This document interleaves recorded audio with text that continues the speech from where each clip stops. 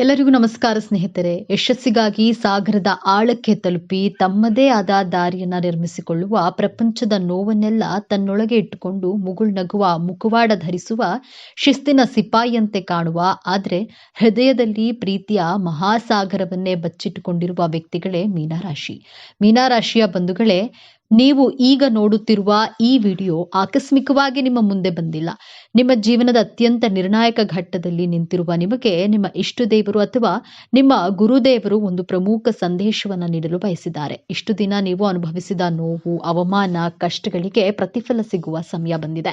ನಿಮ್ಮ ಜೀವನದ ದಿಕ್ಕು ಯಶಸ್ಸಿನ ಉತ್ತುಂಗಕ್ಕೆ ಇರುತ್ತದೆ ಅಥವಾ ಮತ್ತೆ ಪಾತಾಳಕ್ಕೆ ಕುಸಿಯುತ್ತದೆ. ಈಗ ನಿಮ್ಮ ಭವಿಷ್ಯವನ್ನು ನಿರ್ಧರಿಸಲಿವೆ. ಈ ಸಮಯದಲ್ಲಿ ನಿಮಗೆ ಎದುರಾಗಲಿರುವ ದೊಡ್ಡ ಕಠಿಣ ಸವಾಲು ಯಾವುದು, ಅದರಿಂದ ನೀವು ಪಾರಾಗೋದು ಹೇಗೆ ತಿಳಿಯಲು ಈ ವಿಡಿಯೋದಲ್ಲಿ ಸಂಪೂರ್ಣವಾಗಿ ನೋಡಿ. ಯಾಕಂದ್ರೆ ಈ ವಿಡಿಯೋ ನಿಮಗಾಗಿ ಬಂದಿರುವ ದೈವಿಕ ಸಂದೇಶ. ಹಾಗೆ ಜೈ ಗುರು ರಾಘವೇಂದ್ರ ಎಂದು ಕಾಮೆಂಟ್ ಮಾಡಿ, ಹಾಗೆ ವಿಡಿಯೋಗೆ ಲೈಕ್ ಮಾಡಿ. ಮೊದಲಿಗೆ ಇಷ್ಟು ದಿನ ನೀವು ಕಷ್ಟಪಟ್ಟಿದ್ದು ಯಾಕೆ ಎಂದು ತಿಳಿಯೋಣ. ಕಳೆದ ಕೆಲವು ವರ್ಷಗಳಿಂದ, ವಿಶೇಷವಾಗಿ ಶನಿ ಪ್ರಭಾವದಿಂದ ನೀವು ಅನುಭವಿಸಿದ ಯಾತನೆ ಅಷ್ಟಿಷ್ಟಲ್ಲ. ಮೀನರಾಶಿಯವರೇ, ನೀವು ಅತಿ ಸೂಕ್ಷ್ಮ ಮನಸ್ಸಿನವರು. ಬೇರೆಯವರ ಸಣ್ಣ ನೋವನ್ನ ಕೂಡ ಸಹಿಸಿಕೊಳ್ಳೋದಿಲ್ಲ. ಆದ್ರೆ ನಿಮಗೆ ನಿರಂತರವಾಗಿ ನೋವು, ಮೋಸ ಮತ್ತು ಒಂಟಿತನ ಕಾಡಿದೆ. ಹೇಳಿಕೊಳ್ಳಲಾಗದೆ ನೋವು, ಕಾರಣವೇ ಇಲ್ಲದ ಅಪವಾದಗಳು. ನೀವು ಒಳ್ಳೆಯದನ್ನೇ ಬಯಸಿದ್ರು ಜನ ನಿಮ್ಮನ್ನ ತಪ್ಪು ತಿಳಿದುಕೊಂಡ್ರು. ನಿಮ್ಮ ಒಳ್ಳೆಯತನವನ್ನೇ ಅಸ್ತ್ರವಾಗಿ ಬಳಸ್ಕೊಂಡು ನಿಮಗೆ ಮೋಸ ಮಾಡಿದ್ರು. ಆರ್ಥಿಕವಾಗಿ ಅದೆಷ್ಟು ಕಷ್ಟ ಎದುರಿಸಿದ್ದೀರಿ ಅಂದರೆ, ರಾತ್ರಿ ಮಲಗುವಾಗ ಕಣ್ಣೀರು ಹಾಕದೆ ನೀವು ಮಲಗಿದ ದಿನಗಳೇ ಕಡಿಮೆ. ನಿಮ್ಮದೆಲ್ಲದ ತಪ್ಪಿಗೆ ನೀವು ಅವಮಾನ ಎದುರಿಸಬೇಕಾಯಿತು. ನೀವು ಪ್ರಾಣಕ್ಕಿಂತ ಹೆಚ್ಚಾಗಿ ನಂಬಿದವರೇ ನಿಮಗೆ ಬೆನ್ನಿಗೆ ಚೂರಿ ಹಾಕಿದ್ರು. ಇದಕ್ಕೆಲ್ಲ ಕಾರಣ ಏನು? ನಿಮ್ಮ ಪ್ರಯತ್ನದಲ್ಲಿ ಯಾವುದೇ ದೋಷವಿರಲಿಲ್ಲ. ಆದ್ರೆ ನಿಮ್ಮ ರಾಶಿಯ ಮೇಲೆ ಗ್ರಹಗಳ ಹಿಡಿತ ನಿಮ್ಮನ್ನ ಅಕ್ಷರಶಃ ಹಿಂಡಿ ಹಿಪ್ಪೆ ಮಾಡಿತು.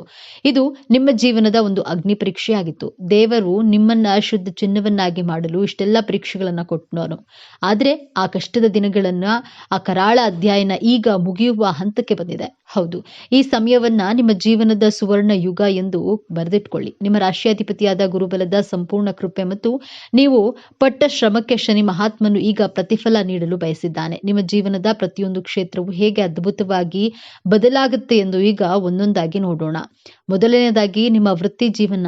ಎಷ್ಟೋ ದಿನಗಳಿಂದ ಒಂದೇ ಜಾಗದಲ್ಲಿ ಕೂತು ನಿಮ್ಮಲ್ಲಿರುವ ಪ್ರತಿಭೆಗೆ ಮತ್ತು ಜ್ಞಾನಕ್ಕೆ ತಕ್ಕ ಬೆಲೆ ಸಿಗಲಿಲ್ಲ. ಎಷ್ಟೇ ಪ್ರಾಮಾಣಿಕವಾಗಿ ದುಡಿದ್ರೂ ನಿಮಗೆ ಪ್ರಶಂಸೆ ಸಿಗಲಿಲ್ಲ. ಆದ್ರೆ ಈ ಉತ್ತಮ ಸಮಯದಲ್ಲಿ ಗ್ರಹಗಳ ಸಂಚಾರವು ನಿಮ್ಮ ವೃತ್ತಿ ಸ್ಥಾನವನ್ನ ಅತ್ಯಂತ ಬಲಪಡಿಸುತ್ತದೆ.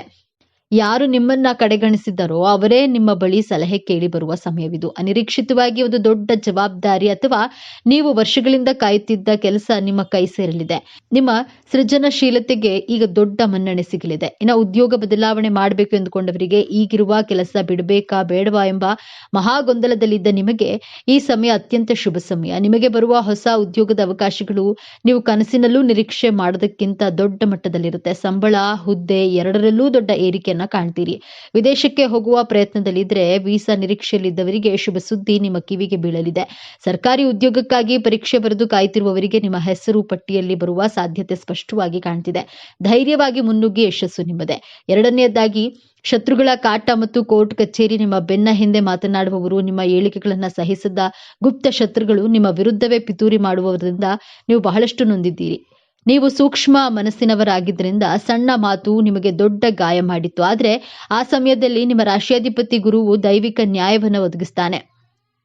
ಆ ಶತ್ರುಗಳು ತಾವಾಗಿಯೇ ನಾಶವಾಗ್ತಾರೆ. ಅವರ ನಿಜ ಬಣ್ಣ ಎಲ್ಲರ ಮುಂದೆ ಬಯಲಾಗುತ್ತೆ. ನಿಮಗೆ ಕೆಟ್ಟದ್ದು ಬಯಸಿದವರು ಅವರೇ ದೊಡ್ಡ ಕಷ್ಟಕ್ಕೆ ಸಿಲುಕುವುದನ್ನ ನೀವು ನಿಮ್ಮ ಕಣ್ಣಾರೆ ನೋಡುತ್ತೀರಿ. ನಿಮ್ಮ ಮೇಲಿದ್ದ ದೃಷ್ಟಿದೋಷ, ನಕಾರಾತ್ಮಕ ಶಕ್ತಿಗಳು ಸಂಪೂರ್ಣವಾಗಿ ದೂರವಾಗಲಿವೆ. ಇನ್ನು ಆಸ್ತಿ ವಿವಾದ, ಸುಳ್ಳು ಕೇಸುಗಳು ಅಥವಾ ವಿಚ್ಛೇದನದಂತಹ ಕೋರ್ಟು ಕಚೇರಿ ವಿಚಾರಗಳಲ್ಲಿ ಸಿಲುಕಿ ವರ್ಷಗಳಿಂದ ಅಲೆದು ನಿಮ್ಮ ಸಮಯ, ಹಣ ಮತ್ತು ಮಾನಸಿಕ ನೆಮ್ಮದಿ ಎಲ್ಲವೂ ಹಾಳಾಗಿತ್ತು. ಆದ್ರೆ ಈಗ ದೈವಿಕ ನ್ಯಾಯ ನಿಮ್ಮ ಪರವಾಗಿ ನಿಲ್ಲಲಿದೆ. ಕೇಸಿನಲ್ಲಿ ನಿಮಗೆ ಜಯ ಸಿಗೋದು ನಿಶ್ಚಿತ. ನಿಮ್ಮ ಮೇಲಿದ್ದ ಅಪವಾದಗಳು ಸುಳ್ಳು ಎಂದು ಸಾಬೀತಾಗುತ್ತೆ. ನಿಮ್ಮ ಆಸ್ತಿ, ನಿಮ್ಮ ಗೌರವ ನಿಮಗೆ ಮರಳಿ ಸಿಗಲಿದೆ. ಸಣ್ಣ ಸಣ್ಣ ವಿಷಯಗಳ ಜಗಳಗಳು, ಅನಗತ್ಯ ಮನಸ್ತಾಪ, ಇಬ್ಬರ ನಡುವೆ ಮೂರನೇ ವ್ಯಕ್ತಿಯ ಪ್ರವೇಶದಿಂದ ಸಂಬಂಧವು ಹಳಸಿ ಹೋಗಿತ್ತು. ವಿಚ್ಛೇದನದ ಅಂಚಿಗೆ ತಲುಪಿದ್ದೀರಿ. ಆದ್ರೆ ಆ ಶುಭ ಸಮಯದಲ್ಲಿ ನಿಮ್ಮ ರಾಶಿಯಾಧಿಪತಿ ಗುರುವು ನಿಮ್ಮಿಬ್ಬರ ನಡುವಿನ ಪ್ರೀತಿಯನ್ನ ಮತ್ತೆ ಚಿಗುರಿಸ್ತಾನೆ. ಗುರುಬಲದಿಂದಾಗಿ ನಿಮ್ಮ ನಡುವಿನ ಎಲ್ಲಾ ತಪ್ಪು ತಿಳುವಳಿಕೆಗಳು ದೂರವಾಗಿ ಅನ್ಯೂನ್ಯತೆ ಹೆಚ್ಚಾಗುತ್ತೆ. ನಿಮ್ಮ ಸಂಬಂಧ ಮತ್ತೆ ಮೊದಲಿನಂತೆ ಮಧುರವಾಗಲಿದೆ. ಇನ್ನು ಮದುವೆಯಾಗದಂತಹ ಮೀನರಾಶಿಯ ಯುವಕ ಯುವತಿಯರಿಗೆ ನಿಮಗೆ ಒಳ್ಳೆಯ ಸಂಬಂಧ ಕೂಡಿ ಬರಲಿದೆ. ನಿಮ್ಮ ಮದುವೆ ನಿಶ್ಚಯವಾಗುವ ಎಲ್ಲಾ ಸಂಭವವಿದೆ. ಹಾಗೆಯೇ ಸಂತಾನ ಭಾಗ್ಯಕ್ಕಾಗಿ ಎಷ್ಟೋ ವರ್ಷಗಳಿಂದ ಕಾಯುತ್ತಿದ್ದ ದಂಪತಿಗಳಿಗೆ ವೈದ್ಯರ ಬಳಿ ಅಲೆದು ಸಾಕಾಗಿ ಪೂಜೆ ವ್ರತಗಳನ್ನ ಮಾಡಿ ಕಣ್ಣೀರು ಹಾಕಿದ್ದೀರಿ. ನಿಮ್ಮ ಈ ನೋವಿನ ಕಣ್ಣೀರಿಗೆ ಈಗ ಬೆಲೆ ಸಿಗಲಿದೆ. ಸಂತಾನ ಕಾರಕನಾದ ಗುರುವು ನಿಮ್ಮ ಪಂಚಮ ಸ್ಥಾನವನ್ನ ಬಲಪಡಿಸ್ತಾನೆ.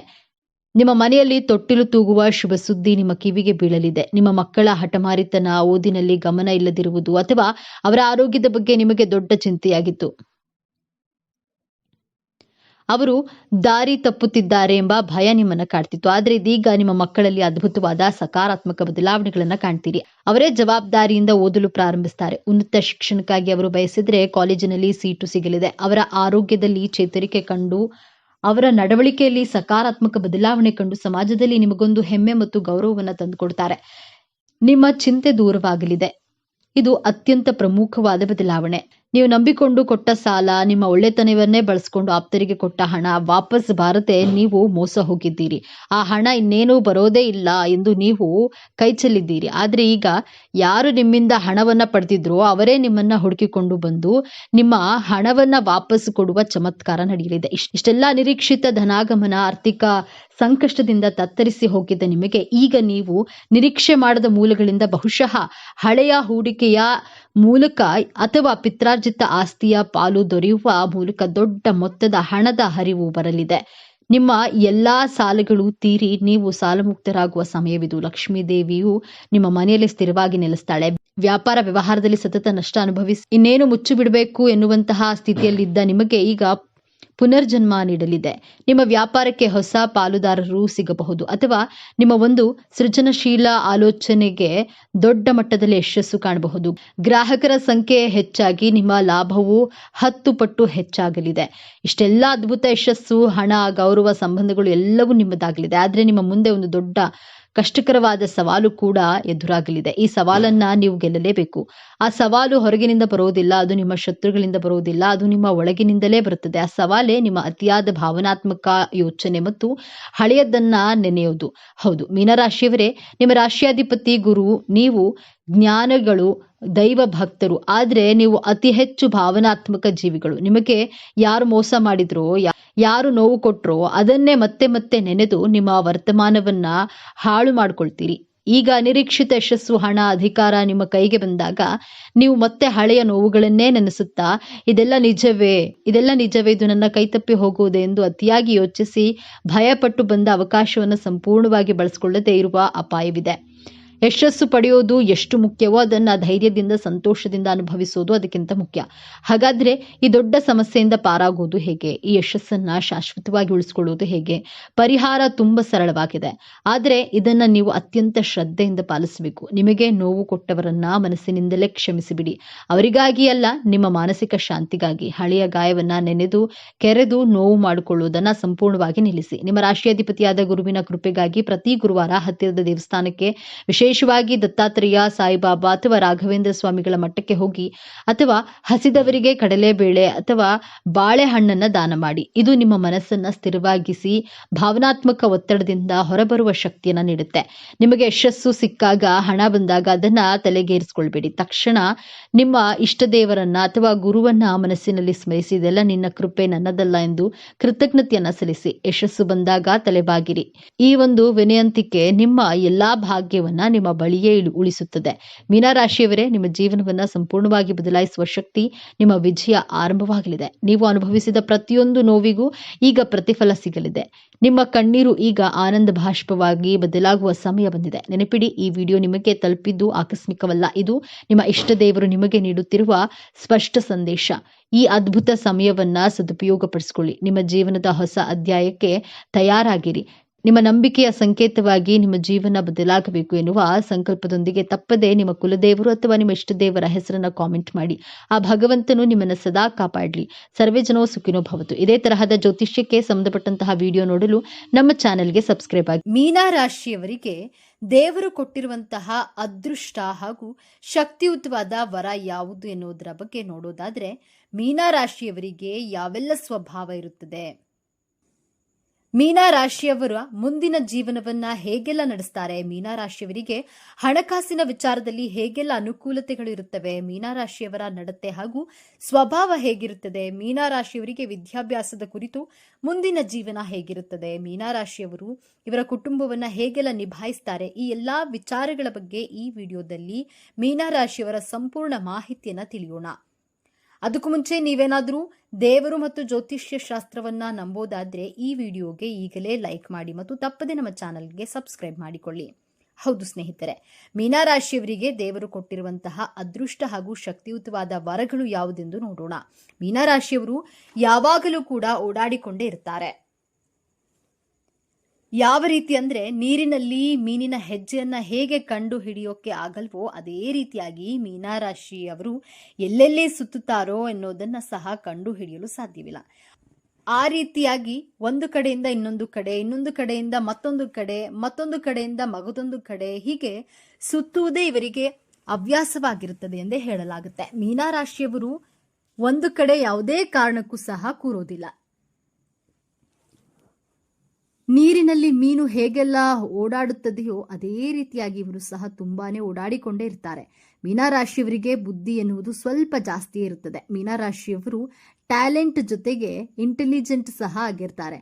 ಹಾಗೆಯೇ ಇವರಿಗೆ ಜನರಲ್ ನಾಲೆಡ್ಜ್ ಅನ್ನೋದು ತುಂಬಾನೇ ಜಾಸ್ತಿ ಇರುತ್ತೆ.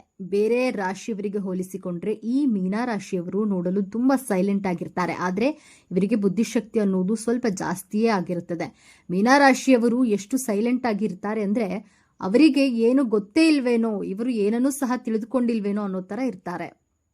ಆದರೆ ಮೀನರಾಶಿಯವರ ಟ್ಯಾಲೆಂಟ್ ಏನು ಅನ್ನೋದು ಇವರನ್ನ ಅರ್ಥ ಮಾಡ್ಕೊಂಡವರಿಗೆ ಮಾತ್ರ ಗೊತ್ತಿರುತ್ತೆ. ಅಷ್ಟು ಜ್ಞಾನವಂತರು ಈ ಮೀನರಾಶಿಯವರು.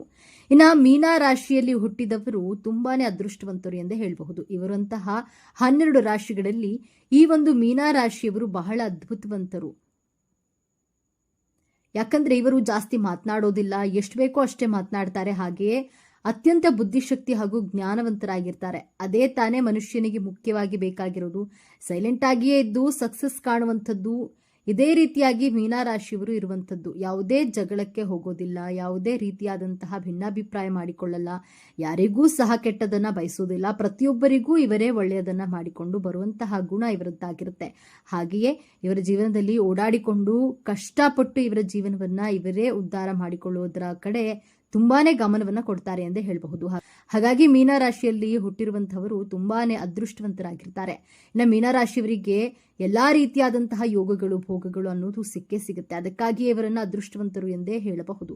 ಎಲ್ಲಾ ರೀತಿಯ ಯೋಗಗಳು ಅಂದ್ರೆ ಇವರು ಕೆಲಸ ಮಾಡೋದ್ರಲ್ಲಿ ಲಾಭ ಆಗುತ್ತದೆ, ಜೀವನದಲ್ಲಿ ನೆಮ್ಮದಿ ಇರುತ್ತೆ, ಹಾಗೆ ಕಷ್ಟ ಸುಖ ಇರುತ್ತದೆ. ಇದರ ಜೊತೆಗೆ ಎಲ್ಲಾ ರೀತಿಯಾದಂತಹ ಯೋಗ ಅನ್ನೋದನ್ನ ಈ ರಾಶಿಯವರು ನೋಡಿರ್ತಾರೆ. ಇನ್ನು ದಾಂಪತ್ಯ ಜೀವನ ಅನ್ನೋದು ಈ ರಾಶಿಯವರಿಗೆ ತುಂಬಾನೇ ಚೆನ್ನಾಗಿರುತ್ತದೆ. ಗಂಡ ಹೆಂಡತಿ ಆಗಿರಬಹುದು, ಕುಟುಂಬ ಜೀವನ ಆಗಿರಬಹುದು, ತಂದೆ ತಾಯಿ ಆಗಿರಬಹುದು, ಇವರ ತಾಳ್ಮೆಯೇ ಇವರ ಕುಟುಂಬದಲ್ಲಿ ಯಾವುದೇ ರೀತಿಯಾದಂತಹ ಜಗಳಗಳು ಹಾಗೂ ತೊಂದರೆಗಳನ್ನ ಬಾರದೇ ಇರೋ ರೀತಿಯಲ್ಲಿ ನೋಡಿಕೊಳ್ತಾರೆ. ಇವರ ತಾಳ್ಮೆಯೇ ಕಾಪಾಡುತ್ತದೆ. ಹಾಗಾಗಿ ಗಂಡ ಹೆಂಡತಿ ನಡುವೆ ಸಾಮರಸ್ಯ ಅನ್ನೋದು ಚೆನ್ನಾಗಿರುತ್ತೆ. ಯಾವಾಗ್ಲೂ ಗುದ್ದಾಟ ಮಾಡೋದು, ಜಗಳ ಆಡೋದು ಈ ತರ ಏನೂ ಇರೋದಿಲ್ಲ. ಒಂದು ವೇಳೆ ಜಗಳ ಏನಾದ್ರೂ ಆಡಿದ್ರೆ ಗಂಡ ಹೆಂಡತಿ ಇವರಲ್ಲಿ ಮೀನರಾಶಿಯವರೇ ಅಡ್ಜಸ್ಟ್ ಮಾಡ್ಕೊಂಡು ಹೋಗ್ತಾರೆ. ಯಾಕಂದ್ರೆ ಅವರು ಜ್ಞಾನವಂತರಾಗಿರೋದ್ರಿಂದ ಸಂಸಾರವನ್ನ ಚೆನ್ನಾಗಿ ನಡೆಸ್ಕೊಂಡು ಹೋಗ್ತಾರೆ. ಈ ರಾಶಿಯವರು ಯಾವ ಕಡೆ ಫೋಕಸ್ ಮಾಡಿದ್ರೆ ಒಳ್ಳೆಯದಾಗುತ್ತೆ, ನಾವು ಯಾವ ಕಡೆ ಟೈಮ್ ಸ್ಪೆಂಡ್ ಮಾಡಿದ್ರೆ ಲಾಭವಾಗುತ್ತೆ, ಸುಮ್ಮನೆ ಜಗಳ ಆಡ್ಕೊಂಡು ನಿಂತ್ಕೊಂಡ್ರೆ ಅದರಿಂದ ಏನಾದ್ರೂ ಒಳ್ಳೆಯದಾಗ್ತಾ ಇದೆಯಾ ಅಂತ ಹೇಳಿ ಅವರು ಯೋಚನೆಯನ್ನ ಮಾಡ್ತಾರೆ. ಮೀನರಾಶಿಯವರ ದಾಂಪತ್ಯ ಜೀವನ ಸಹ ತುಂಬಾನೇ ಚೆನ್ನಾಗಿರುತ್ತೆ. ಕುಟುಂಬ ಜೀವನ ನಿರ್ವಹಣೆಯೂ ಸಹ ತುಂಬಾನೇ ಚೆನ್ನಾಗಿರುತ್ತೆ. ಹಾಗೆಯೇ ಈ ಮೀನರಾಶಿಯವರು ಧರ್ಮಶಾಸ್ತ್ರ ಅನ್ನೋದನ್ನ ಜಾಸ್ತಿ ಪಾಲನೆ ಮಾಡ್ತಾರೆ. ಧರ್ಮಶಾಸ್ತ್ರ ಅಂದ್ರೆ ಧರ್ಮಕ್ಕೆ ಬೆಲೆ ಕೊಡುವುದು. ನನ್ನ ಧರ್ಮಕ್ಕೆ ನಾನು ಏನಾದ್ರೂ ಒಳ್ಳೆಯದನ್ನ ಮಾಡಬೇಕು, ನಾನು ಯಾರೊಬ್ಬರಿಗೂ ಸಹ ಕೆಟ್ಟದನ್ನ ಬಯಸಬಾರ್ದು, ಶಾಸ್ತ್ರಗಳನ್ನ ಚಾಚು ತಪ್ಪದೆ ಫಾಲೋ ಮಾಡಬೇಕು. ಈಗ ಹಿಂದೆ ಏನಾದ್ರೂ ಹಿರಿಯರು ಒಂದು ಶಾಸ್ತ್ರ ಸಂಪ್ರದಾಯವನ್ನ ಮಾಡಿದ್ರೆ ಅದು ನಮ್ಮ ಒಳ್ಳೆಯದಕ್ಕೆ ಆಗಿರುತ್ತೆ ಎಂದು ಹೇಳಿ ಈ ಮೀನರಾಶಿಯವರು ಶಾಸ್ತ್ರ ಸಂಪ್ರದಾಯ, ದಾನ, ಧರ್ಮ ಅನ್ನೋದನ್ನ ಅತಿ ಹೆಚ್ಚಾಗಿ ಮಾಡ್ತಾ ಇರ್ತಾರೆ. ಹಾಗಾಗಿ ಈ ರಾಶಿಯವರನ್ನ ಸಮಾಜದಲ್ಲಿ ಉತ್ತಮ ರೀತಿಯಲ್ಲಿ ನೋಡ್ತಾರೆ ಎಂದೇ ಹೇಳಬಹುದು. ಇನ್ನ ಈ ಮೀನರಾಶಿಯವರು ದಾನ ಧರ್ಮ ಮಾಡೋದ್ರಲ್ಲಿ ಎತ್ತಿದ ಕೈ ಇವರದ್ದು ಎಂದೇ ಹೇಳಬಹುದು. ದಾನ ಧರ್ಮವೆಂದ್ರೆ ಯಾರಾದರೂ ಸ್ವಲ್ಪ ಕಷ್ಟದಲ್ಲಿದ್ದಾರೆ ಎಂದು ಗೊತ್ತಾದ್ರೆ ಸಾಕು ಮೀನರಾಶಿಯವರು ಕರಗಿ ಹೋಗ್ತಾರೆ. ಆ ರೀತಿಯಾದ ಮನೋಭಾವ ಉಳ್ಳವರಾದಂತಹ ವ್ಯಕ್ತಿಗಳಾಗಿದ್ದಾರೆ ಈ ಮೀನರಾಶಿಯವರು. ಯಾರಿಗಾದ್ರೂ ಕಷ್ಟ ಅಂದ್ರೆ ಸಾಕು ಅವರು ಬೇಗ ಮರುಗಿ ಬಿಡ್ತಾರೆ. ಹಾಗೆಯೇ ರಸ್ತೆ ಬದಿಯಲ್ಲಿ ಯಾರಾದರೂ ಅಸಹಾಯಕರ ಇದ್ರೆ ಅವರಿಗೆ ಸಹಾಯವನ್ನ ಸಹ ಮಾಡ್ತಾರೆ. ಅದಕ್ಕೋಸ್ಕರ ಇವರಿಗೆ ಎಲ್ಲಾ ರೀತಿಯಾದಂತಹ ಯೋಗಗಳು, ಭೋಗಗಳು ಅನ್ನೋದು ಲಭಿಸುತ್ತದೆ. ಮೀನರಾಶಿಯವರು ಯಾರಿಗಾದ್ರೂ ನಾನು ತೊಂದರೆ ಮಾಡಿದ್ರೆ ಅದರಿಂದ ನನಗೂ ತೊಂದರೆ ಆಗುತ್ತೆ ಎಂದು ಯೋಚನೆ ಮಾಡಿಕೊಂಡು ಅವರ ಜೀವನದಲ್ಲಿ ಅವರು ಸೈಲೆಂಟ್ ಆಗಿರ್ತಾರೆ. ನಮ್ಮಿಂದ ಆದ್ರೆ ಎಲ್ಲರಿಗೂ ಒಳ್ಳೆಯದನ್ನೇ ಮಾಡೋಣ, ಇಲ್ಲವಾದ್ರೆ ಯಾರಿಗೂ ಸಹ ಕೆಟ್ಟದನ್ನ ಮಾಡೋದು ಬೇಡ ಎನ್ನುವ ಹೃದಯ ಇವರದ್ದಾಗಿದೆ. ಈ ಮೀನರಾಶಿಯವರ ಧ್ಯೇಯವಾಗಿರುತ್ತದೆ. ಇನ್ನು ಮೀನರಾಶಿಯವರಿಗೆ ಮನಸ್ಸು ಚಂಚಲತೆ ಅನ್ನೋದು ತುಂಬಾ ಜಾಸ್ತಿ ಇರುತ್ತೆ. ಇವರ ಮನಸ್ಸು ಹೇಗಿರುತ್ತೆ ಅಂದ್ರೆ ಒಂದು ಸಲ ಯೋಚನೆ ಮಾಡೋ ತರ ಇನ್ನೊಂದು ಸಲ ಯೋಚನೆ ಮಾಡಲ್ಲ. ಅಂದ್ರೆ ಇವಾಗ ಇರುವ ಬುದ್ಧಿ ಸ್ವಲ್ಪ ಸಮಯದ ನಂತರ ಇರೋದಿಲ್ಲ. ಈ ಮೀನರಾಶಿಯವರು ಸರಿಯಾಗಿ ಯೋಚನೆ ಮಾಡಿ ನಿರ್ಧಾರ ತೆಗೆದುಕೊಳ್ಳೋದಿಲ್ಲ. ಚಂಚಲತೆ ಅನ್ನೋದು ತುಂಬಾನೇ ಜಾಸ್ತಿ ಇರುತ್ತೆ. ಈ ಮೀನರಾಶಿಯವರು ಯಾವುದೇ ವಿಚಾರದಲ್ಲಿ ನಿರ್ಧಾರವನ್ನ ತೆಗೆದುಕೊಳ್ಳಲು ನಾನು ಈ ರೀತಿಯಾಗಿ ಮಾಡ್ಲಾ ಇಲ್ವೇ ಆ ರೀತಿಯಾಗಿ ಮಾಡ್ಲಾ, ಈ ನಿರ್ಧಾರವನ್ನ ತೆಗೆದುಕೊಳ್ಳ ಬೇಡವಾ ಎನ್ನುವುದನ್ನ ಇವರು ಕರೆಕ್ಟ್ ಆಗಿ ಪರ್ಫೆಕ್ಟ್ ಆಗಿ ಮಾಡಲು ಕಷ್ಟವಾಗುತ್ತದೆ. ಮನಸ್ಸಿನಲ್ಲಿ ಚಂಚಲ ಅನ್ನೋದು ಇವರಿಗೆ ಜಾಸ್ತಿನೇ ಇಟ್ಕೊಂಡಿರೋದ್ರಿಂದ ನಿರ್ಧಾರಗಳನ್ನ ಸ್ವಲ್ಪ ಚಂಚಲತೆಯಿಂದಲೇ ಮಾಡ್ತಾರೆ. ಇನ್ನು ಮೀನರಾಶಿಯವರಿಗೆ ದುಸ್ವಭಾವ ಗುಣ ಜಾಸ್ತಿನೇ ಎಂದೇ ಹೇಳಬಹುದು. ಮೊದಲೇ ಹೇಳಿದಂತೆ ಒಂದು ಸಲ ಈ ತರ ಯೋಚನೆ ಮಾಡಿದ್ರೆ ಇನ್ನೊಂದು ಸಲ ಇನ್ನೊಂದು ತರ ಯೋಚನೆ ಮಾಡ್ತಾರೆ. ಆ ರೀತಿಯಾಗಿ ಯೋಚನೆ ಮಾಡೋದ್ರಿಂದಾನೇ ಇವರಿಗೆ ಮೈನಸ್ ಪಾಯಿಂಟ್ ಆಗಿರುತ್ತದೆ. ಇವರ ಜೀವನದಲ್ಲಿ ಇವರ ಕುಟುಂಬವನ್ನ ತುಂಬಾ ಚೆನ್ನಾಗಿ ನೋಡ್ಕೊಳ್ತಾರೆ. ಈ ರಾಶಿಯವರು ಕುಟುಂಬದಲ್ಲಿ ಯಾವುದೇ ತರಹದ ಕಲಹಗಳನ್ನ ಮಾಡಿಕೊಳ್ಳಲ್ಲ.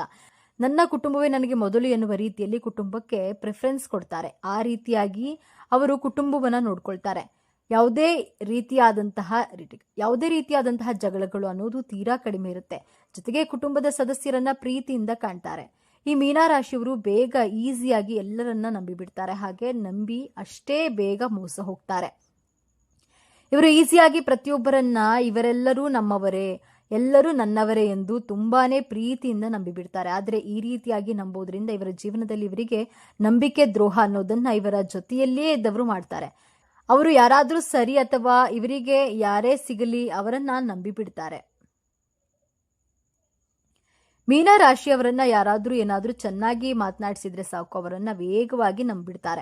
ಹಾಗೆಯೇ ನಂಬಿಸಿದ ವ್ಯಕ್ತಿ ಇವರಿಗೆ ನಂಬಿಕೆ ದ್ರೋಹ, ಮೋಸ, ವಂಚನೆ ಈ ಎಲ್ಲವನ್ನ ಸಹ ಮಾಡಿ ಹೊರಟು ಹೋಗ್ತಾರೆ. ಮೀನರಾಶಿಯವರು ನಿಮ್ಮ ಸ್ನೇಹಿತರ ಜೊತೆ ಸುತ್ತಾಡೋದನ್ನ ಜಾಸ್ತಿ ಮಾಡ್ತಾರೆ. ಅಂದ್ರೆ ನಿನ್ನ ಕಾಲಿನಲ್ಲಿ ಚಕ್ರ ಏನಾದ್ರೂ ಇದೆಯಾ ಎಂದು ಕೇಳ್ತಾರಲ್ಲ, ಆ ರೀತಿಯಾಗಿ ಸುತ್ತಾರೆ. ಮೀನರಾಶಿಯವರು ಮೊದಲೇ ಓಡಾಟ ಮಾಡೋದು ತುಂಬಾ ಜಾಸ್ತಿ ಇರೋದ್ರಿಂದ ಅವರ ಕೆಲಸಗಳನ್ನ ಬಿಟ್ಟು ಫ್ರೆಂಡ್ಸ್ಗಳ ಜೊತೆ ಜಾಸ್ತಿ ಸುತ್ತಾಡೋದನ್ನ ಮಾಡ್ತಾರೆ. ಅಷ್ಟು ಹೃದಯವಂತರು. ಮೀನರಾಶಿಯವರು ಕುಟುಂಬದವರಿಗೆ ಅಥವಾ ಯಾರಾದ್ರೂ ಪರಿಚಯ ಆದ್ರೆ ಅವರನ್ನ ನಂಬಿಬಿಡ್ತಾರೆ. ಅವರಿಗಾಗಿ ಅತಿ ಹೆಚ್ಚು ಹಣವನ್ನ ಖರ್ಚು ಮಾಡ್ತಾರೆ. ಯಾರಾದ್ರೂ ಹಣದ ಸಹಾಯ ಕೇಳಿದ್ರೆ ಇವರಿಂದ ಎಷ್ಟಾಗುತ್ತೋ ಅಷ್ಟು ಸಹಾಯವನ್ನ ಮಾಡೇ ಮಾಡ್ತಾರೆ. ಈ ರಾಶಿಯವರಿಗೆ ಹಣಕ್ಕಿಂತ ಜನ ಮುಖ್ಯ ಎಂದು ನಂಬ್ತಾರೆ. ಮೀನರಾಶಿಯವರು ಹೆಚ್ಚು ಓಡಾಡ್ತಾರೆ ಅಂದ್ರೆ ಖರ್ಚು ಸಹ ಜಾಸ್ತಿಯೇ ಇರುತ್ತೆ ಅಲ್ವಾ. ಹಾಗಾಗಿ ಈ ಮೀನರಾಶಿಯವರು ತಮ್ಮ ಖರ್ಚುಗಳ ಬಗ್ಗೆ ಸ್ವಲ್ಪ ನಿಯಂತ್ರಣ ಅನ್ನೋದನ್ನ ಇಟ್ಕೊಳ್ಬೇಕು. ಮೀನರಾಶಿಯವರು ಜೀವನದಲ್ಲಿ ಸಾಧನೆ ಮಾಡಲೇಬೇಕು ಎಂದು ಹೋರಾಟ ಮಾಡೋದೇ ಜಾಸ್ತಿ. ಇವರು ಓಡಾಡ್ತಾರೆ ಅಂದ್ರೆ ಇವರು ಸುಮ್ಮನೆ ಖಾಲಿ ಪೋಲಿ ಬಿದ್ದು ಓಡಾಡಲ್ಲ. ಇವರು ತಮ್ಮ ಜೀವನದಲ್ಲಿ ಏನಾದ್ರೂ ಸಾಧನೆ ಮಾಡಲೇಬೇಕು ಅನ್ನುವಂತಹ ಗುರಿಯನ್ನ ಇಟ್ಟುಕೊಂಡಿರ್ತಾರೆ. ಇಷ್ಟಪಟ್ಟು ಕಷ್ಟಪಟ್ಟು ದುಡಿಯಬೇಕು ಎನ್ನುವ ಆಲೋಚನೆ ಇಟ್ಟುಕೊಂಡು ಒಂದು ಸ್ಥಳದಿಂದ ಇನ್ನೊಂದು ಸ್ಥಳಕ್ಕೆ ಹೋಗಿ ಕಷ್ಟಪಟ್ಟು ದುಡಿಯುವ ಮಾರ್ಗವನ್ನ ಕಂಡುಕೊಂಡಿರ್ತಾರೆ. ಈ ಮೀನರಾಶಿಯವರು ತುಂಬಾನೇ ಓಡಾಡೋದು ಮಾಡ್ತಾರೆ. ಹಾಗಾಗಿ ಇವರ ಜೀವನದಲ್ಲಿ ಸಕ್ಸಸ್ ಅನ್ನೋದನ್ನ ಬಹುಬೇಗ ಕಾಣ್ತಾರೆ ಎಂದೇ ಹೇಳಬಹುದು. ಒಟ್ಟಿನಲ್ಲಿ ಮೀನರಾಶಿಯವರು ತುಂಬಾನೇ ಓಡಾಡ್ತಾರೆ, ಕಷ್ಟಪಟ್ಟು ದುಡಿತಾರೆ. ದುಡಿದ ಹಣವನ್ನ ಸ್ವಲ್ಪ ಸಹಾಯ ಮಾಡ್ತಾರೆ. ಉಳಿದ ಹಣವನ್ನ ಕುಟುಂಬಕ್ಕಾಗಿ ಮೀಸಲಿಡ್ತಾರೆ. ಎಲ್ಲಾ ರೀತಿಯ ಆನಂದವನ್ನ ಅನುಭವಿಸ್ತಾರೆ. ನಿಜಕ್ಕೂ ನೀವು ಅದೃಷ್ಟವಂತರು ಎಂದೇ ಹೇಳಬಹುದು. ನೋಡಿದ್ರಲ್ಲ ಸ್ನೇಹಿತರೆ, ಮೀನರಾಶಿಯವರಿಗೆ ದೇವರು ಕೊಟ್ಟಿರುವಂತಹ ಅದೃಷ್ಟ ಹಾಗೂ ಶಕ್ತಿಯುತವಾದ ವರಗಳನ್ನ ನೀವು ಮೀನರಾಶಿಯವರಾಗಿದ್ದರೆ ಓಂ ನಮಃ ಶಿವಾಯಿ ಎಂದು ಬರೆದು ತಪ್ಪದೇ ಕಾಮೆಂಟ್ ಮಾಡಿ. ಈ ವಿಡಿಯೋ ಮಾಹಿತಿಯನ್ನು ಲೈಕ್ ಮಾಡಿ, ಶೇರ್ ಮಾಡಿ, ತಪ್ಪದೇ ನಮ್ಮ ಚಾನೆಲ್ಗೆ ಸಬ್ಸ್ಕ್ರೈಬ್ ಮಾಡಿಕೊಳ್ಳಿ. ಧನ್ಯವಾದಗಳು.